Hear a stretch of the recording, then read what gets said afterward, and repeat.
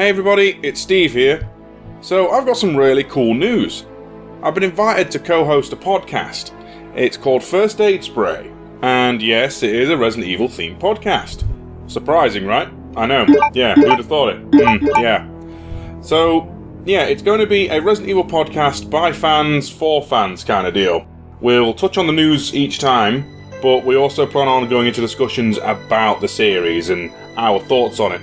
Kind of a round table thing. For the first episode, obviously, we do the news, and we also talk about our experiences as an overall and our feeling overall on the series.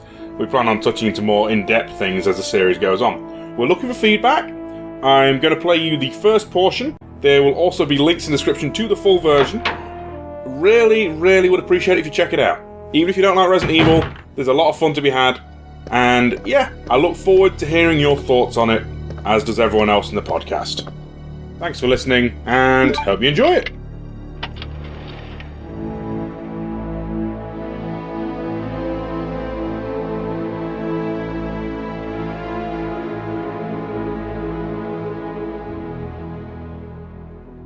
Hello survivors, and welcome to First Aid Spray, a Resident Evil podcast by fans, for fans.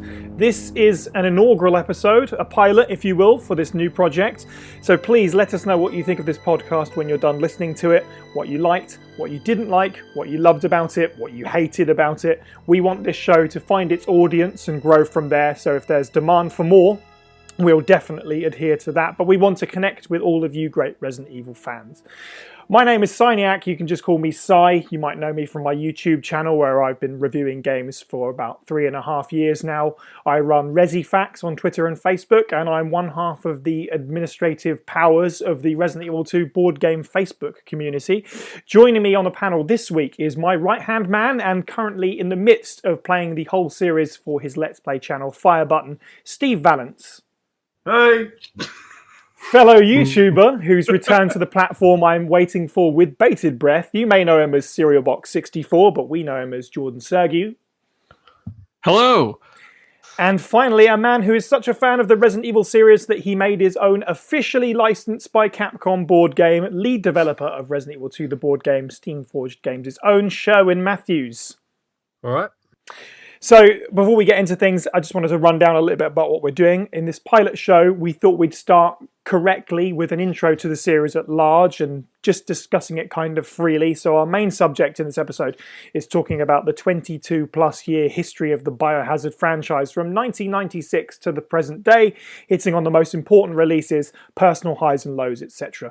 We have a couple of other segments too, and I just want to take a moment at the top of the show to thank one Mr. George Trevor from Crimson Head Elder for his blessings on the file readings that you'll be hearing throughout this episode.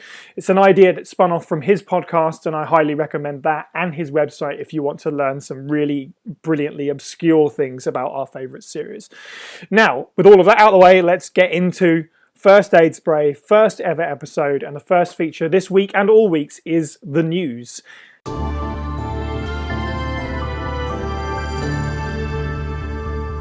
Ah, that's me!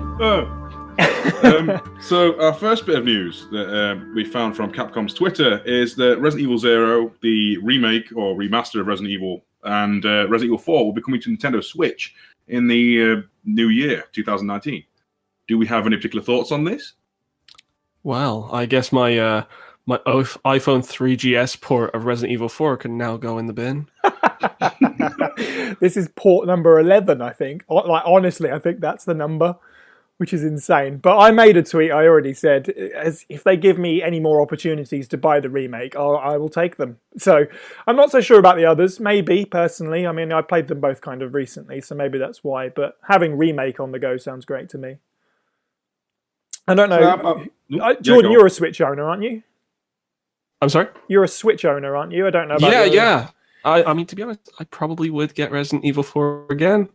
I mean, I'm losing count of how many platforms I've had it on, but sure, why not? Yeah, it seems like it would be, I mean, you can say this about every game. It feels like it'd be great for the Switch. It's almost like a meme at this point. But yeah, I can see that being kind of fun on the go.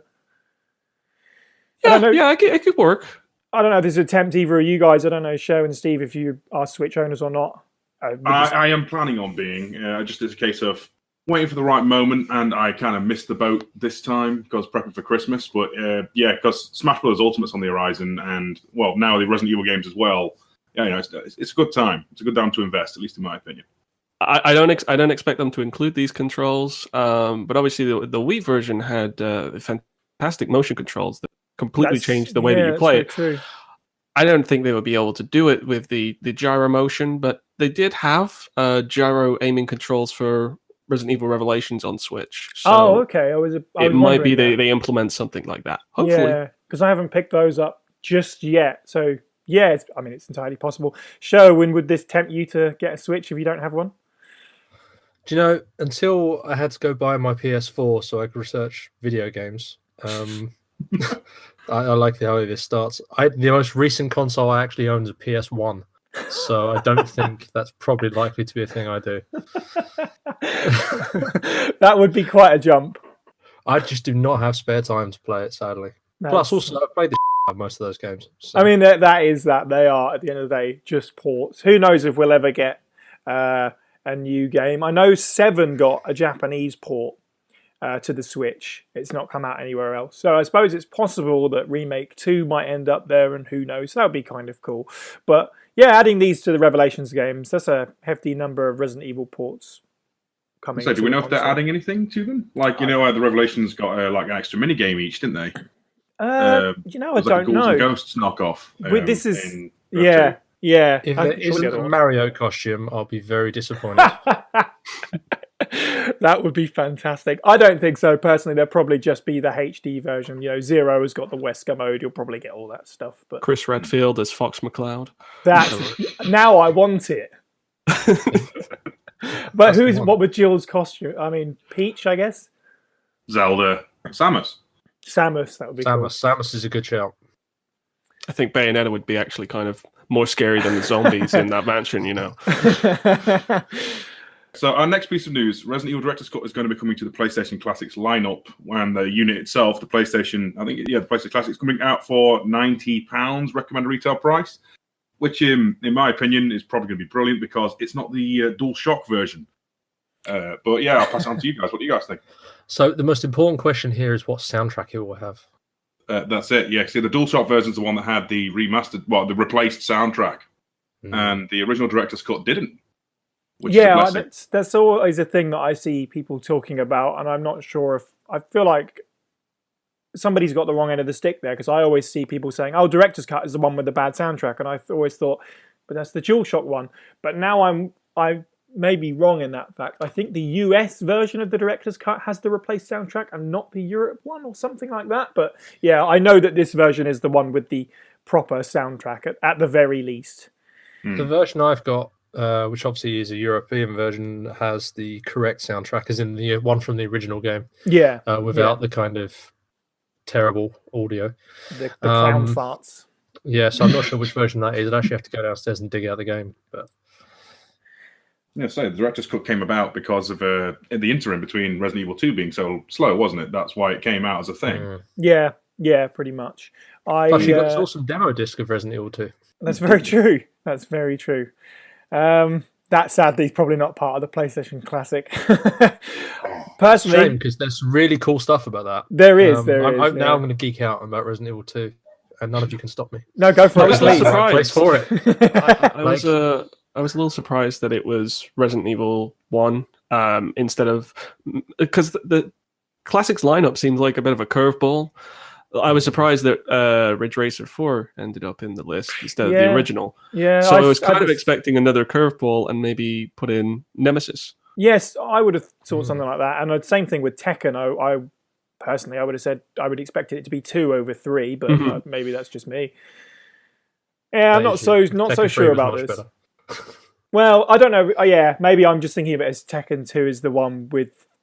It just seems the most familiar one that people talked about the most. Not necessarily the better game, but I feel like it's the one with the most impacts. But I don't know. I'm not really sure about... I say I'm not sure. I'm not interested at all in this system, honestly. And I know lots of people that have since cancelled their pre-orders, which isn't a great sign. Yeah, I'm actually in that boat myself. I was really hyped for it, and then the roster leaked, and all of a sudden, so many missed opportunities. And got to turn it down. I'm surprised Resi 2 didn't make the cut for the system, to be honest, with all the hype building up to next year's big release, and I thought they'll put the original there so people can see what it was like before. And obviously Sherwin's got the board game as well, which is looking forward to that. But yeah, I mean that's not on this console. True. Mod it in somehow. I'm sure there's a board game emulator somewhere on that thing you can put there, but no. It'll happen. I like how you also said I'm going to nerd out about Resident Evil 2 and no one could stop me and got cut off. I know, it's good, wasn't it? You guys are the worst. You really are. It was really cool, that demo disc. Now's the point where you cut in and break me off again. No, actually, in all fairness, I played it for the first time in, nearly since release recently, and it was quite cool seeing some of the differences and the way it ends and everything with Ada turning up in the Star's office and stuff like that. It's a tasty morsel of what's to come. It's very well orchestrated in that it leads you along a path and gives you a sense of what the game's going to be, but it doesn't let you go wild exploring the whole place. To be honest, I think the thing that I like the most about it is there's loads of stuff where there's Resi 1.5 music in it, and there's quite a few areas where you see something which didn't make it into the final cut because it was originally the original Resident Evil 2 stuff, which is super interesting. It's kind of like history in that respect. So Absolutely. I think that's the most interesting part for me, playing it through. Yeah, it's definitely worth combing over, taking your time to go through it and really picking out all the little tiny details. Well, if you're a fan, if you're some random guy, then it just is okay, cool. So that was 10 minutes of my life.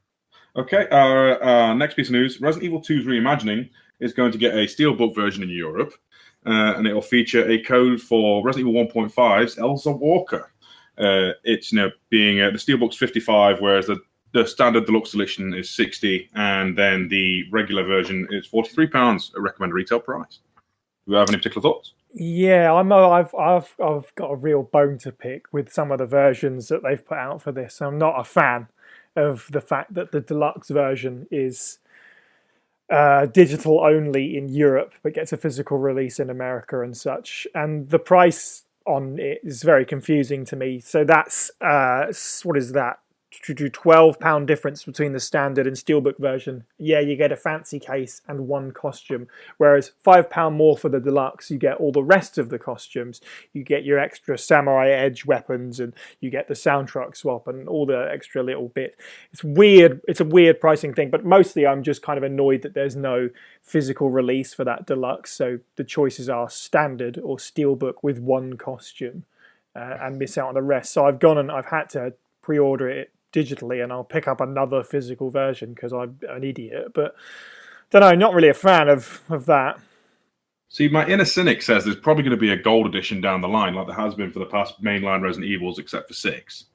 I reckon there's going to be a Resident Evil 2 gold edition down the line, personally. Yeah, you're definitely not the first person to say that, and I'll probably hold off. I mean, they've made no mention of any major DLC outside of these costumes and stuff, in the way that 7 had its extra story segments and stuff, and I'm hoping there is stuff coming for the game. You'd have thought so, and obviously if they do that, then chances are you'll get your gold or Game of the Year version and that kind of stuff. What versions has anybody made a pre-order yet besides myself? Same as you. I got a digital version I've got it on Steam and Xbox One, and hoping to maybe get a triple dip and get a PS4 version. The main reason is to send Capcom a message. I mean, I'm all for that. I am. I completely understand that. Again, this is why I buy Remake every time it comes out. So our final piece of news is that the first draft of the new Resident Evil film is apparently going to be focused more on horror and not action, according to the film's writer, Greg Russo. Yeah, I'll read his quote here and then we can dissect it a little bit. He had an interview with Discussing Film where he was talking about the second Death Note film, and he said that he worked on the reboot of the Resident Evil films for about a year, and then producer James Wan came in. My involvement on that project has kind of concluded, so I'm not sure what they'll really do with it. I submitted my draft to the producers and they were happy with it, and ultimately they'll do what they will with the property, but I'm currently not involved with that film. Obviously, I'm a huge fan of the franchise, so to work on that was a lot of fun. And they've made 6 films before, so when you come back to that and reboot it, you want to do something different and not just rehash. For me, it was very clear cut that I wanted to go back and make it scary again, like a horror film in terms of the classic James Wan style. So that was the pitch, going back and looking what made the game scary in the first place. So yeah, Resident Evil 7 was a bit of a touchstone for my draft. Not to shame the original film franchise that was made, I think that did very well when you create a fresh reboot and look at the over-the-top action of the Paul Anderson franchise. It was fun and really cool, but at the end of the day, for me as a fan of the original game franchise, I always considered the franchise to be horror at the forefront and action as a secondary feature, so it just made sense to go back to the horror roots. James Wan, who's producing this film, or at least he's attached to it right now, is the man behind Saw, Conjuring and Insidious. So that's really interesting.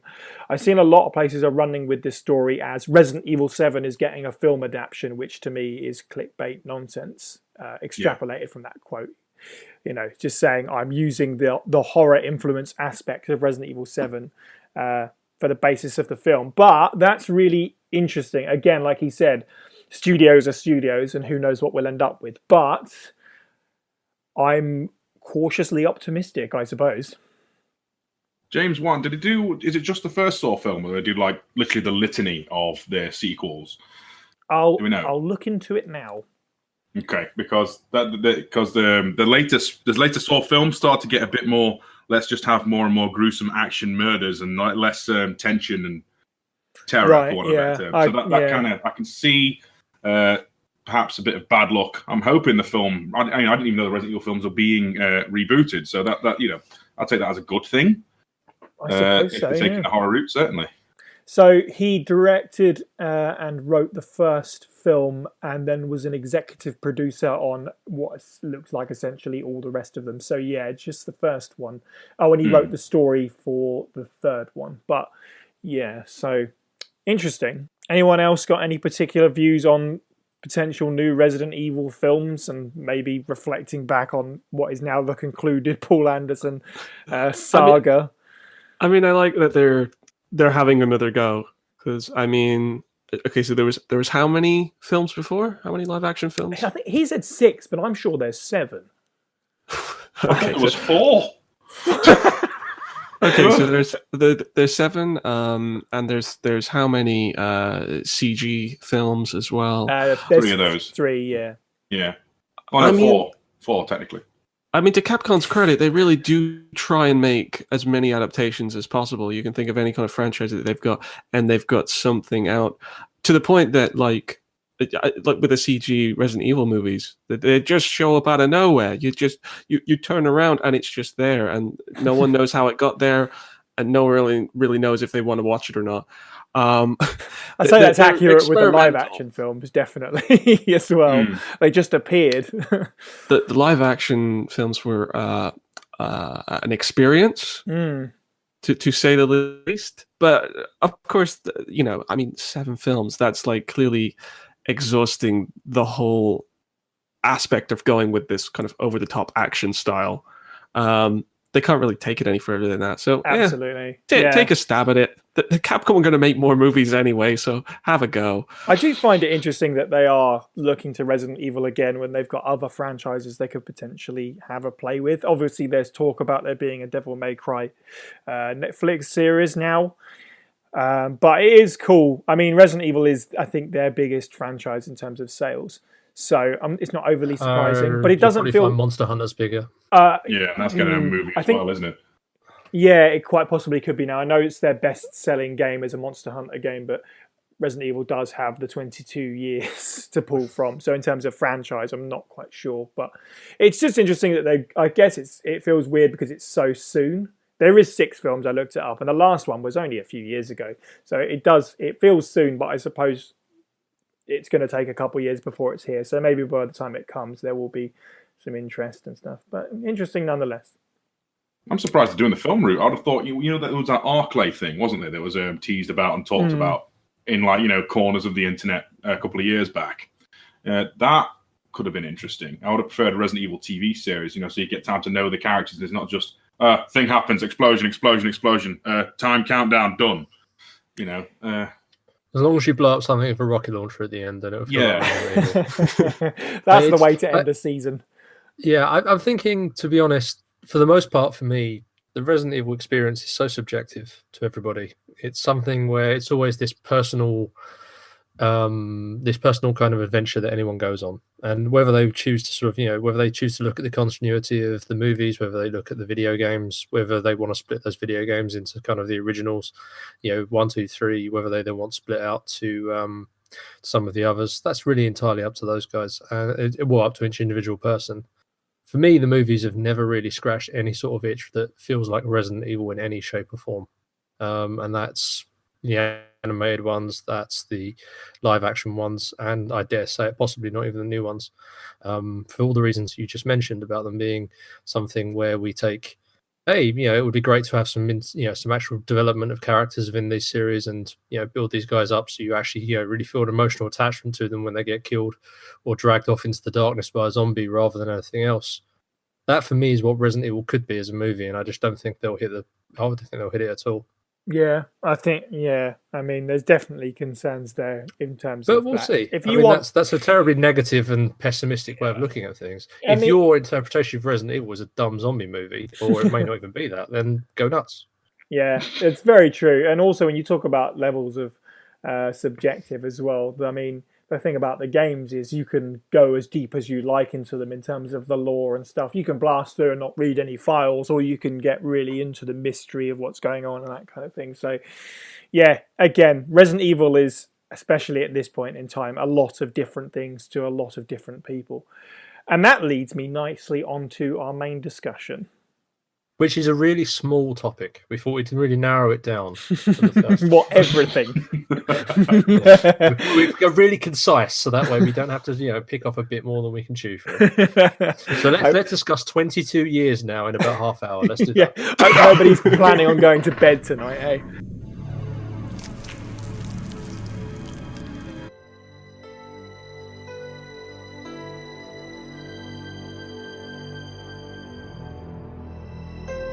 Thank you for listening to the first 20 minutes of the First Aid Spray podcast, episode 1. And now I implore you to check the description below for a link to the podcast in full on SoundCloud. Thanks for watching and or listening. I've been Steve. Bye!